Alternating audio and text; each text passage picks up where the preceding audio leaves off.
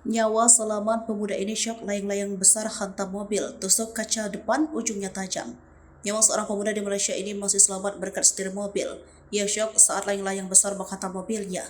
Yang lebih menakutkan, ujung layang-layang tersebut tajam hingga menembus kaca mobil pemuda ini.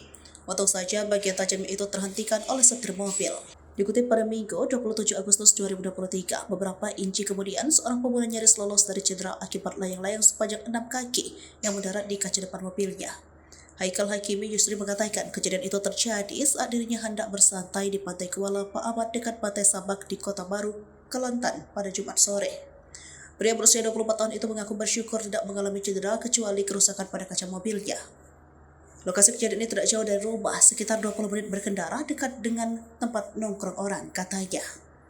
Saat itu, ia di dalam mobil karena baru saja dan belum sempat turun dari mobilnya. Kaca depannya berona, tapi masih bisa menembus karena bagian depan layang-layang tersebut cukup tajam. Ia pun mengatakan meski terkena dampak kejadian tersebut, ia merasa lega karena layang-layang tersebut tidak melukai masyarakat lainnya. Nyawa selamat pemuda ini syok, layang-layang besar hantam mobil, tusuk kaca depan, ujungnya tajam. Nyawa seorang pemuda di Malaysia ini masih selamat berkat setir mobil. Ia syok saat layang-layang besar menghantam mobilnya. Yang lebih menakutkan, ujung layang-layang tersebut tajam hingga menembus kaca mobil pemuda ini. Untung saja bagian tajam itu terhentikan oleh setir mobil. Dikutip pada Minggu 27 Agustus 2023, beberapa inci kemudian seorang pemuda nyaris lolos dari cedera akibat layang-layang sepanjang 6 kaki yang mendarat di kaca depan mobilnya.